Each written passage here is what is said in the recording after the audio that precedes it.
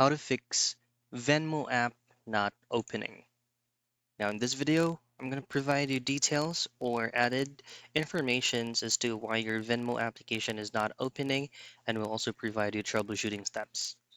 Now Venmo is actually not available for all countries.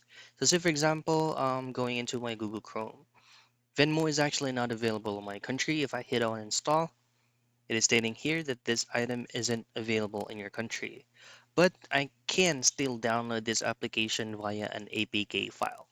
However, it will not be open. If it is available on your country and it's not opening, what you want to do is to locate your Venmo app.